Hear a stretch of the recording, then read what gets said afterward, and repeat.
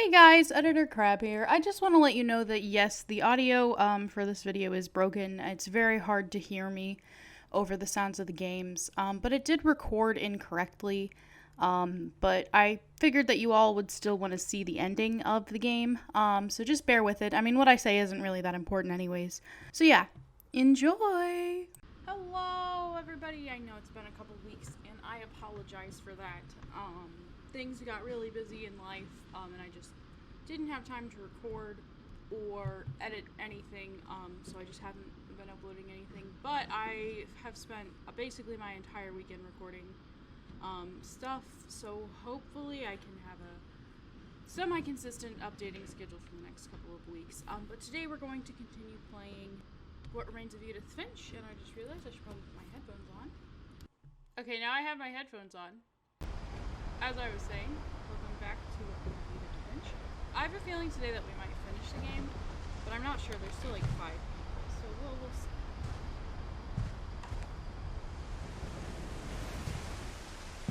see. Instead of hiding from death, Sam seemed to go out of his way to meet it.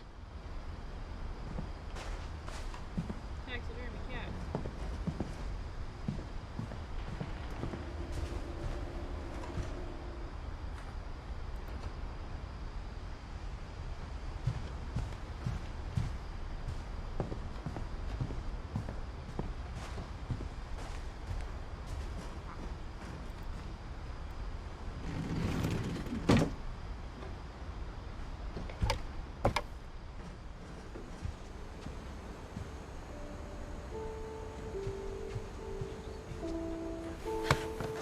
After Sam died, my mom and Edie got really close. They'd both lost a lot.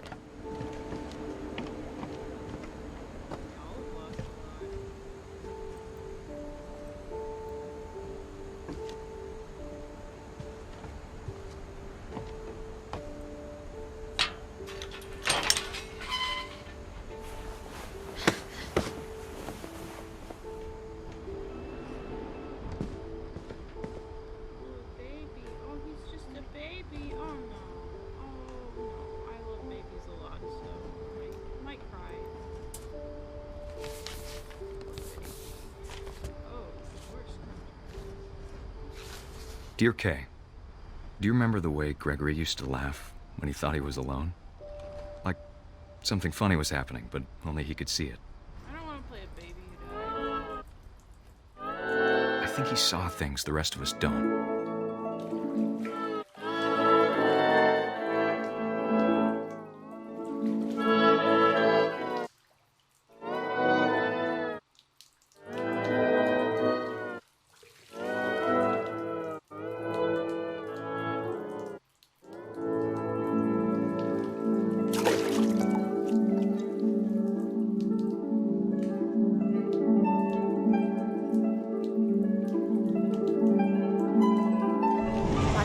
Gregory, it's time to...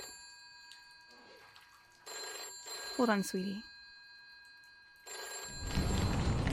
Hello? Sam, I told you I don't want to talk right now. I wonder what he saw.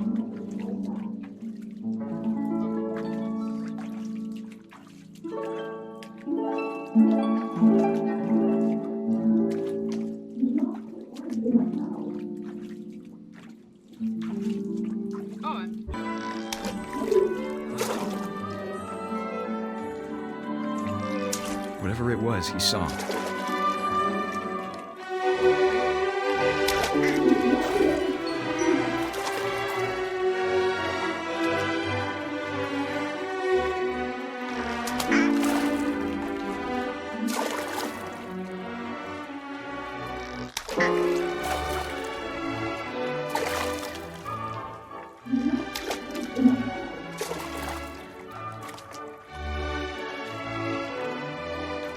It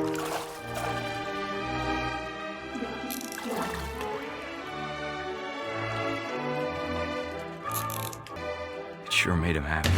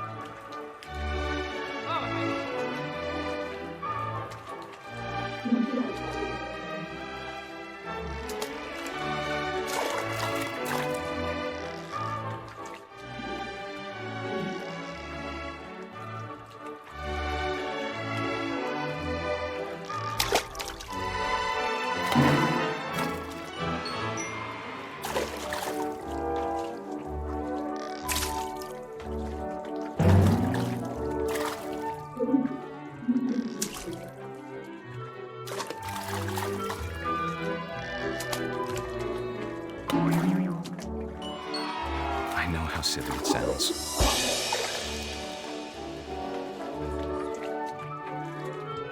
That I worried about a baby being too happy. But I could feel him slipping away. Sorry about that, Gregory. I know you did everything you could. Maybe if I hadn't called that night.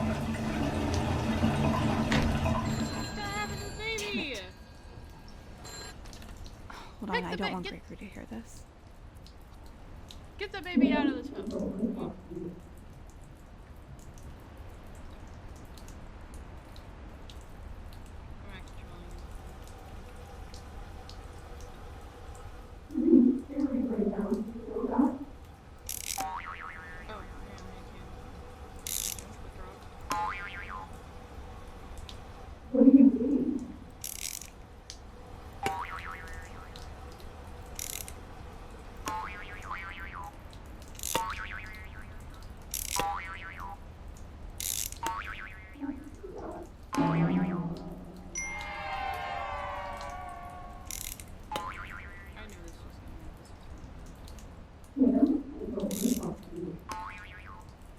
I wish he could have told us about the world he saw.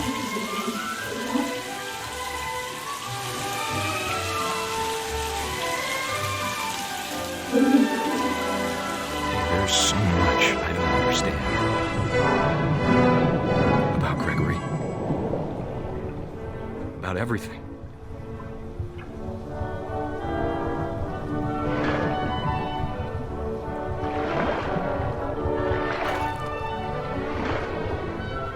I know what happened wasn't your fault.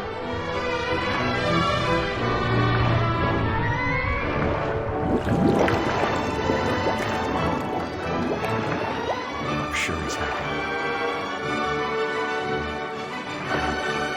And he'd want you to be happy too. Good luck, Kay. Love, Sam.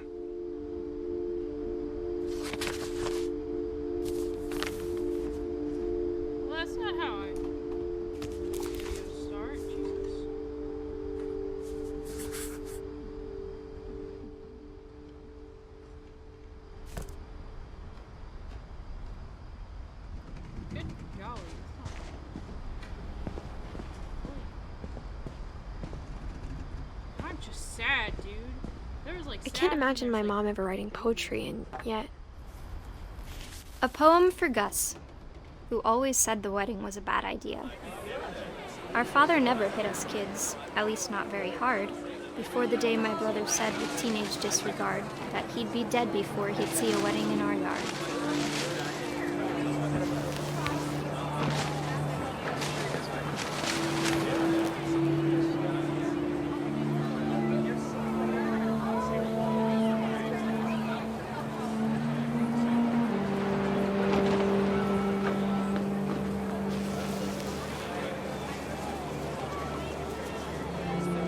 My father made him come, of course, but Gus stood far apart, just flew his kite and bottled up the storm inside his heart.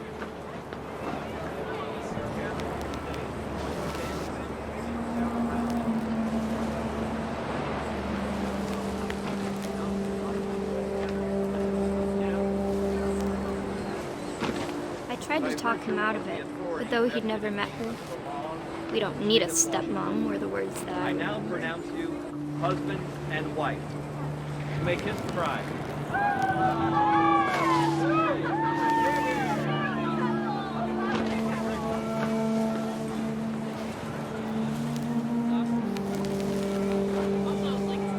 When the time for photos came, Dad ordered him to come here.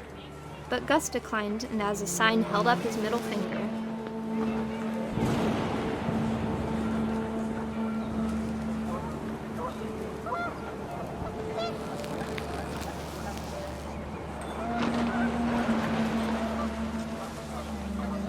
The wind picked up, and panicked geese appeared and quickly went. But all the humans did that day was go inside the tent.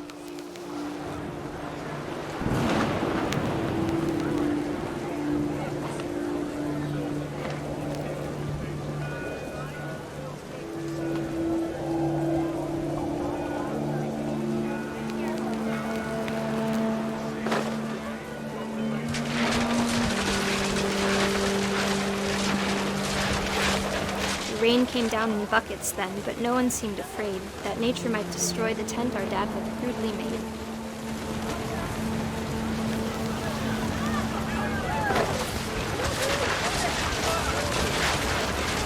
The thunder sounded much too close and full of angry power. But all my father said to this was, "Make the music louder."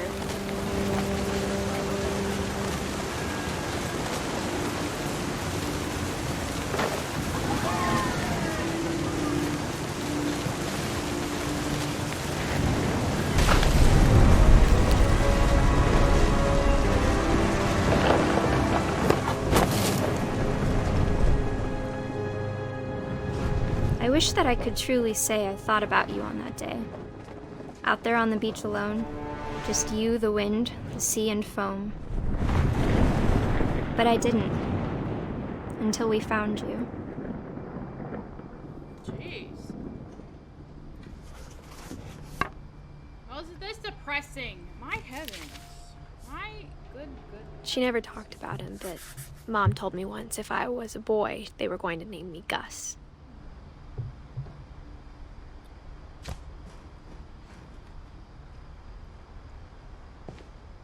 Golly. This is depressing. Like, obviously.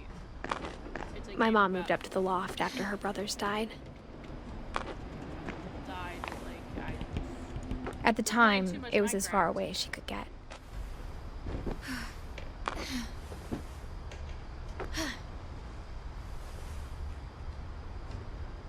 India, huh?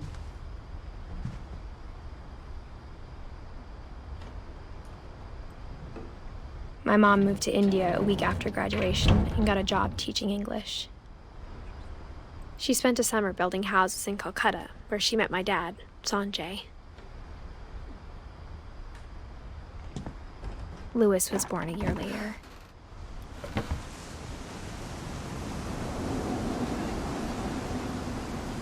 When my dad died, I don't think Mom knew where else to go.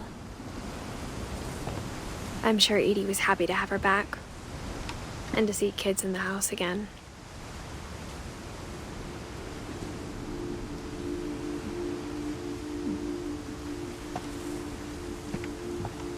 The house had to get a little bigger, but Edie was used to that.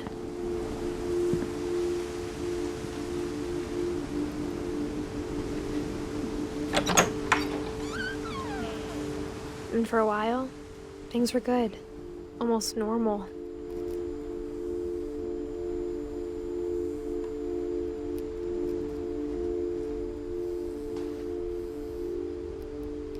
But it didn't last.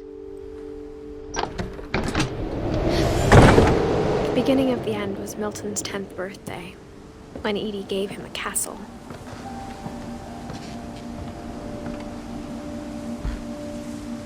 After Milton disappeared, the only thing he left behind was a room full of paintings.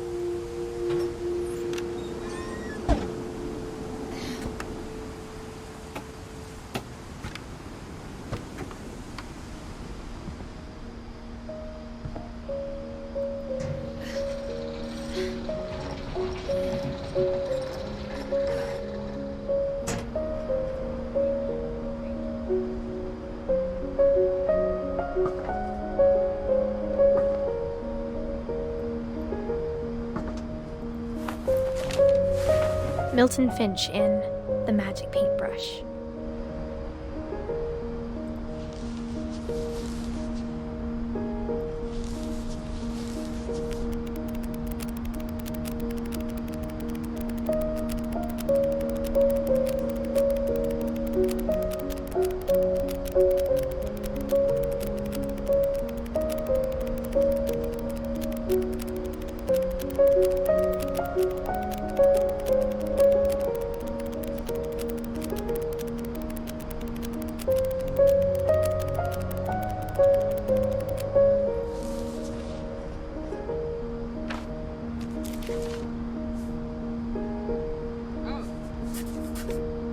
I was 4 when Milton disappeared. Oh, he really did just up and disappear, huh? Oh, he just gone. Oh, okay. That's not what I was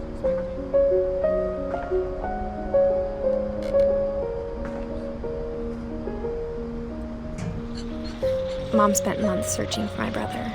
Then she sealed the doors.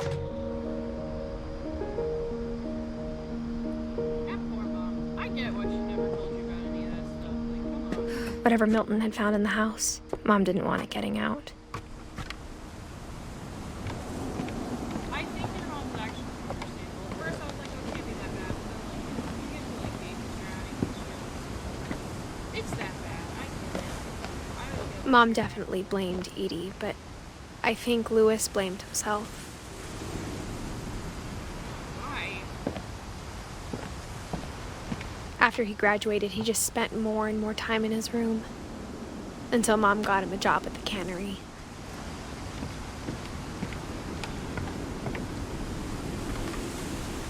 Everyone always told me to stay out of Louis's room. Except Louis.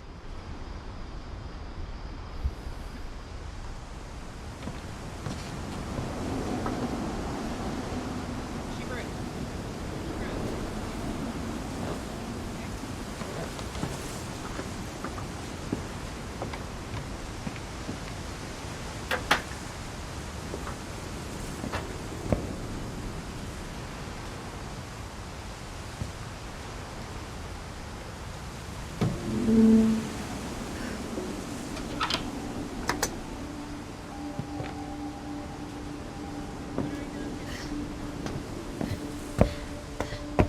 Louis's room smelled very, very familiar. That part of him lived on. Weed? Weed lived on? Marijuana. Louis and I spent a lot of time playing games together, but he was surprisingly bad at them. He died a lot.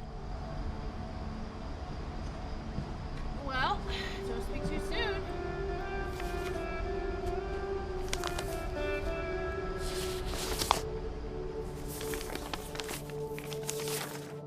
Dear Mrs. Finch, as Lewis's psychiatrist, I can understand your desire for an explanation.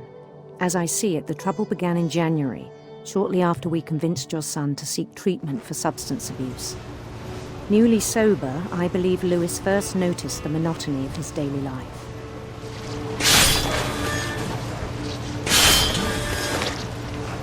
He kept working at the cannery, but he withdrew part of himself. In our sessions, I saw the same behavior. His mind began to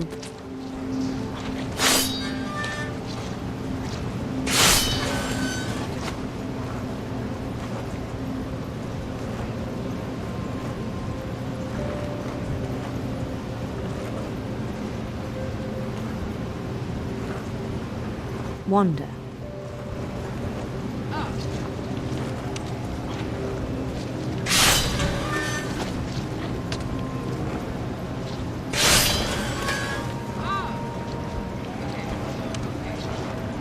I asked him to describe it.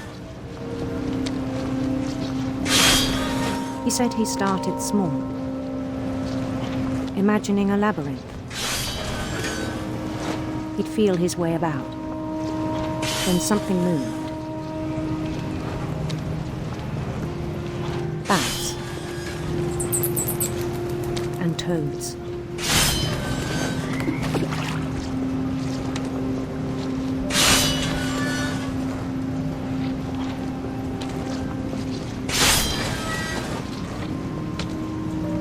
And things that have not names. He knew it was all in his head. But he took it very seriously. I had hoped he'd find himself.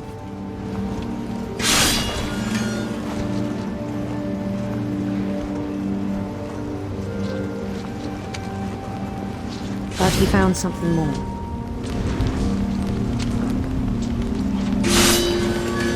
I worried about him then, daydreaming at the cannery.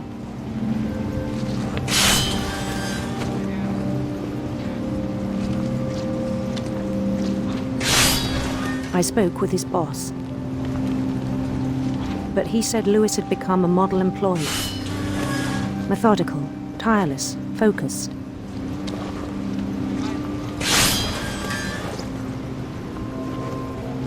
Like a whole new Lewis. So I let him go on.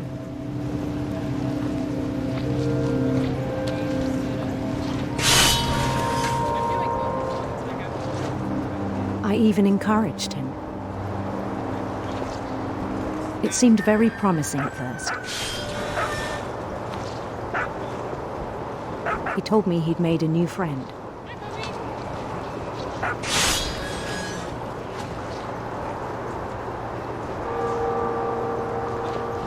On the edge of a city he named Lewis Topi. He built the city up slowly, brick by brick.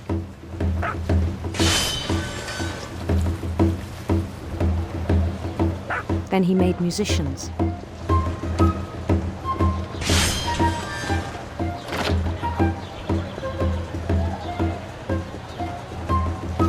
And songs for them to play. He talked about starting a band.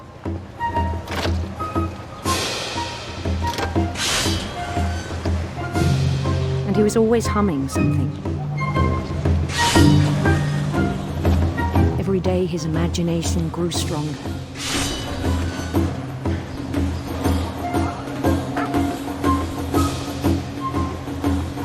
He no longer spoke at the cannery.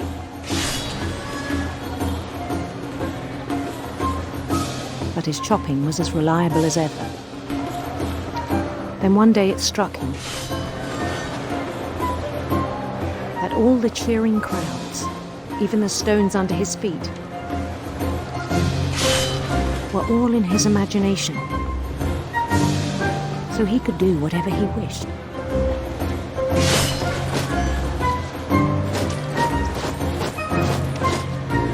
He held an election for mayor. And he won.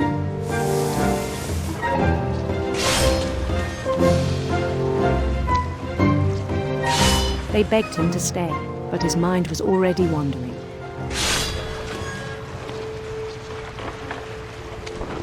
It became a game for him.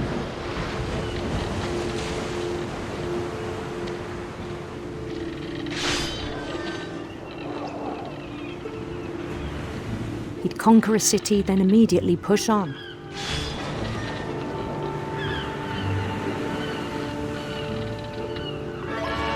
New Louisville.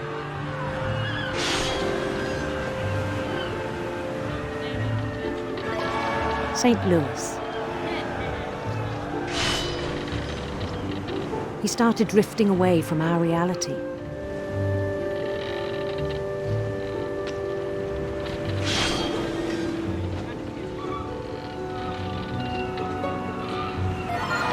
Minneapolis. Until one day he forgot to go home from the cannery. Even as his mother pleaded with him, part of Lewis kept sailing on.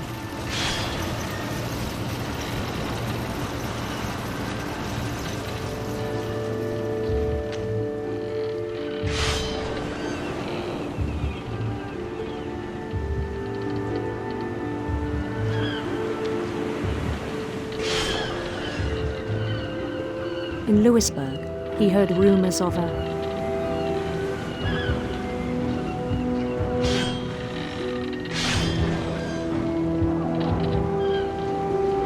handsome queen.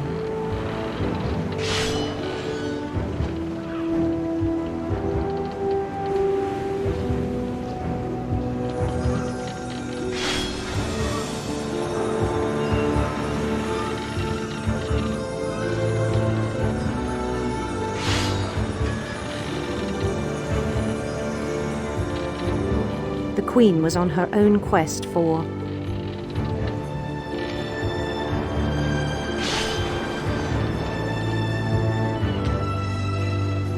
Radiant rainbows.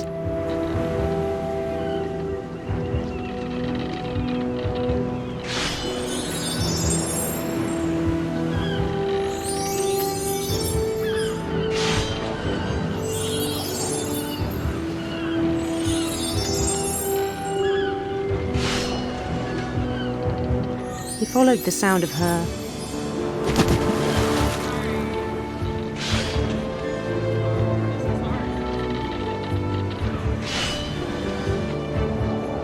silver harp.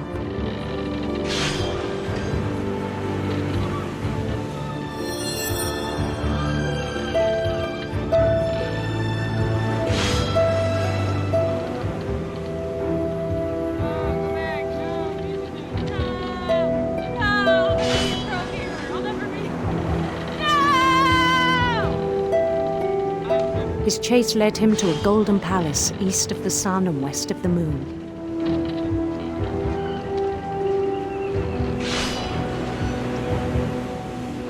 Even then, his logic remained sound.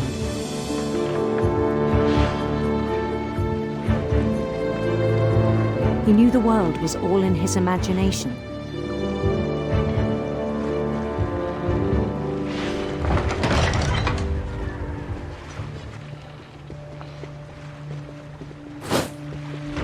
But he was so proud of having created it.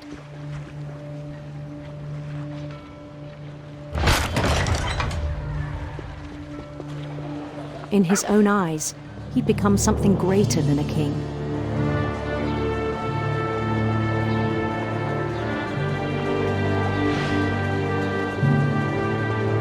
For someone who'd never known success in the real world, I think it was overwhelming.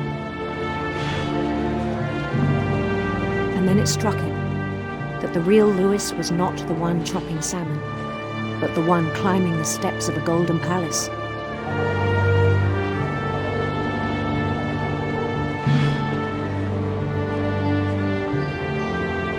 My imagination is as real as my body, he told me. It was hard to argue with him.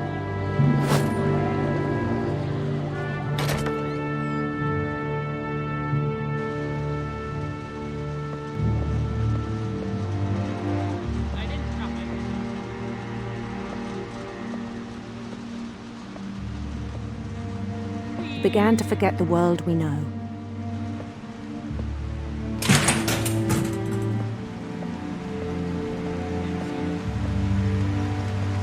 I think it pained him to remember Lewis, the cannery worker.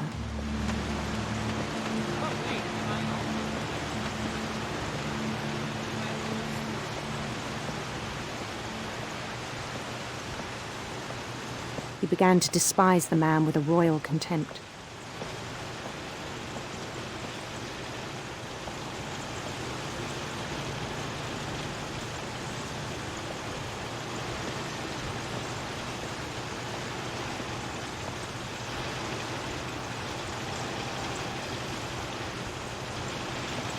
I still thought I could save him. Even after he said he was being crowned king over all the lands of wonder. The palace would be packed with his companions.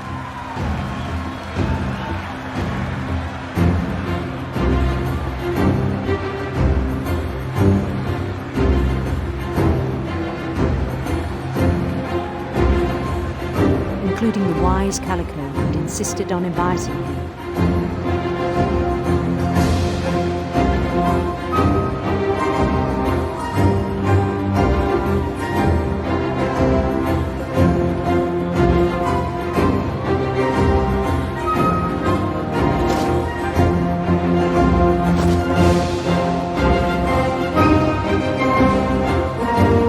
His queen waited, holding his crown.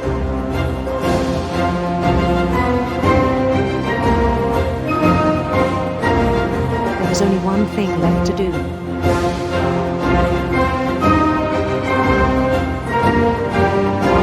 Bend down his head.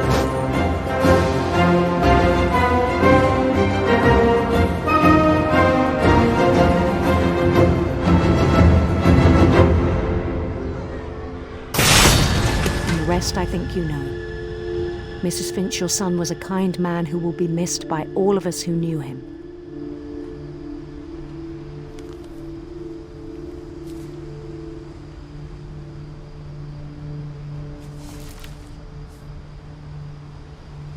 My brother was really cool.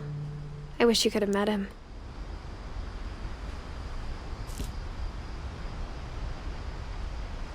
Okay, I thought maybe you'd cut his hand off and bleed to death, which I mean is still horrible and grotesque, but I feel marginally less terrible than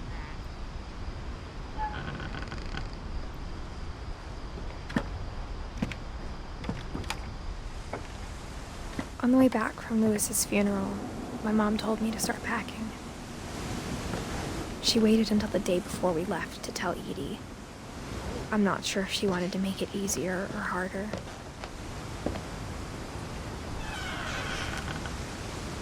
I wish we'd stayed.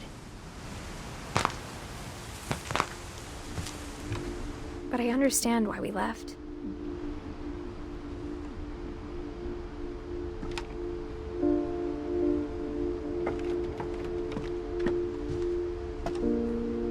My mom ended up leaving everything behind.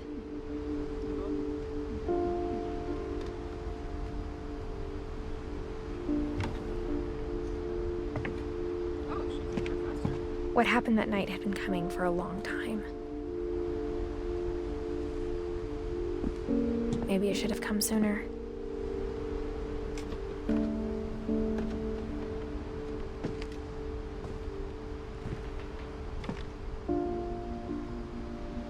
But it had to end one way or another. All that's left now is to tell you about that last night.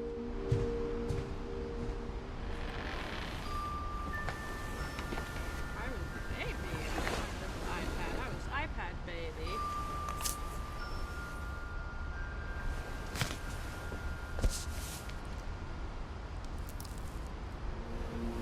That whole last day, Edie just watched us pack and didn't say a word.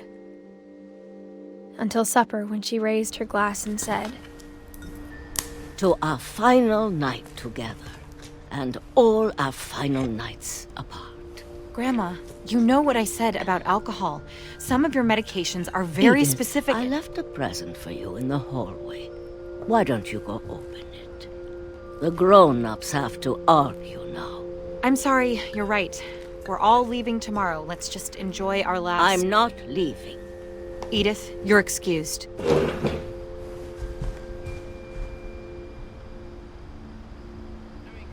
Grandma put people's homes What makes you think that she would be fine? the power had been shut off that morning, but Edie always had plenty of candles. When my mom sealed the library, I don't think she knew about the other entrance. Or that Edie had a key to it.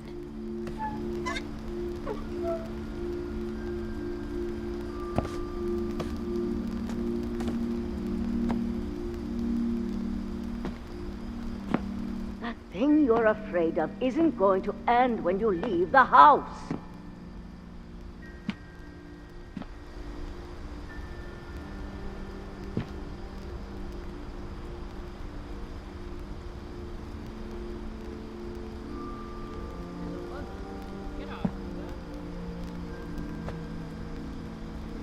Edith has a right to know these stories. My children are dead because of your stories. I think it's best if Edith and I leave tonight. We'll have the nursing home send a van for you in the morning, okay? Dear Edith, there's so many stories I wish I could tell you, but there's only time for one. This is about what happened on the night you were born. That night, the tide went way, way out.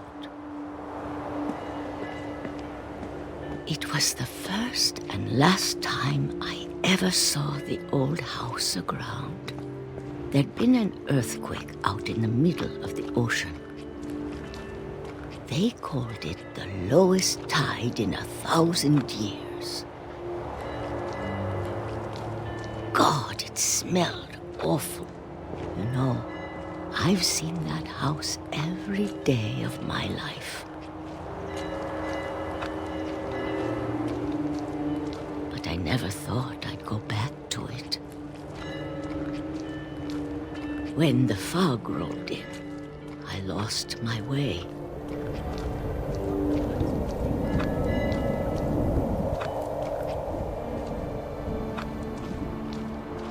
I got turned around.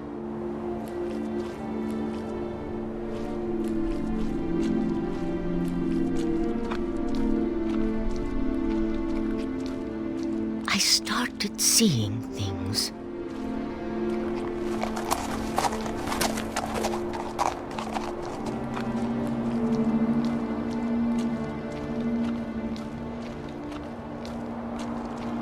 Things I'd forgotten had ever existed.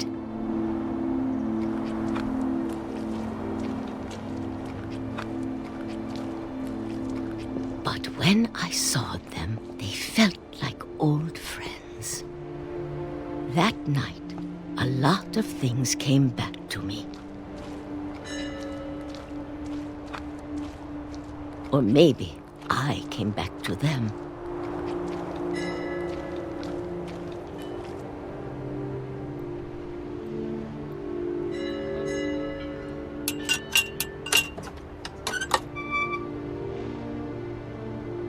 Things I can't explain, but that I need you to try and... Edith, what are you doing in here? It's mine. Edith! Mom, you're gonna rip it. Let go. I kicked and screamed, but Mom dragged me to the car.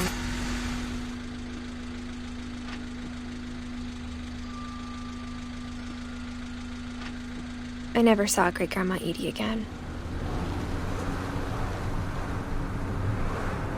The next morning, the van came to pick her up, but she was already gone. After that, we moved around a lot.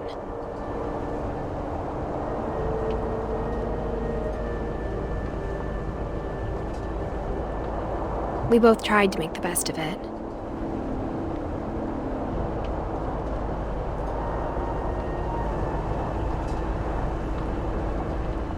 A few years went by.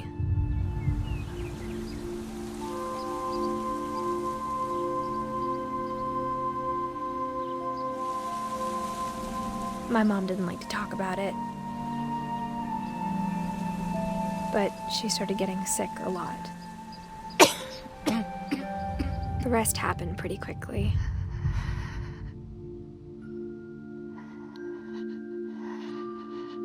She got better for a while, and then she didn't. And then I was alone. The last Finch left alive. That's rough, buddy. Until I found out about you. How'd you get pregnant? I'm still not sure what to tell you about all this. If we lived forever, maybe we'd have time to understand things. But as it is, I think the best we can do is try to open our eyes. And appreciate how strange and brief all of this is.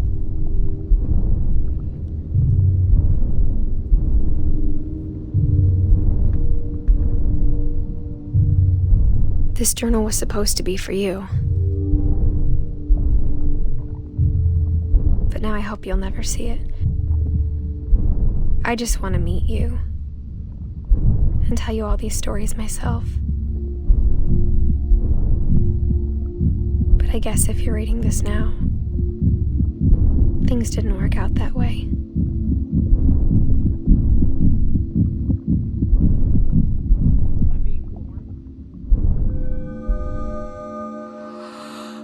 This is where your story begins. I'm sorry I won't be there to see it. It's a lot to ask, but I don't want you to be sad that I'm gone. I want you to be amazed that any of us ever had a chance to be here at all. Good luck.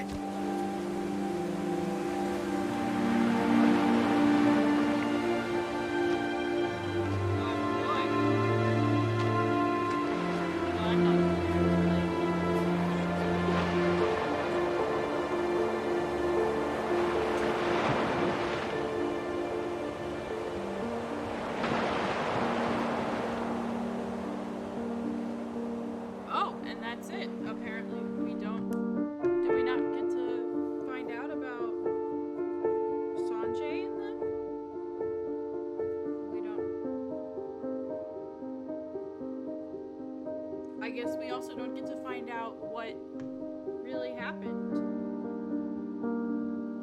Well, okay then. Alright, so that was What Remains of Edith Finch. As predicted, we finished it today. Wow. Wow. That was such a good game. That was a very good game. It was very powerful, very well done. Obviously, I'm very sad right now because we started this episode with a baby dying, and babies are extremely important to me. They really, really get me. They make me happy, so real sad about that. But yeah, this was an excellent game. It was absolutely gorgeous. It was very powerful storytelling. And I'm really glad that I played it. I'm gonna wait for the credits to roll just in case there's anything else. But yeah, thank you all so much for joining me. Let me know in the comments below what you thought of the game. I know I just played through all of it, but I really suggest playing it for yourself. It's really good. Yeah, it's just a really great game.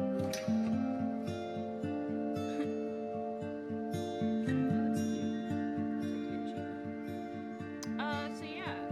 So if you guys have recommendations for other games that you'd like me to play, comment below. I will try to play the games that you guys recommend. I've got a couple other games that are coming your way. We've got Minecraft, we've got some other games that are starting recording. Like I said, I've been doing some live recording this weekend. I'm exhausted. But yeah, thank you so much for watching. If you liked the video, give it a thumbs up. Every like is 1 less % chance that I die in some weird horrible way like these guys did. So it's all on you if I die in a weird horrible way. If you guys didn't like the video enough, I guess. Make sure to subscribe. If you want to see more videos like this. Another series that I played through that was like a video kind of series was Contradictions About the Liar. You would find that playlist in the description below. It's probably at the end of this video. Now I'm just waiting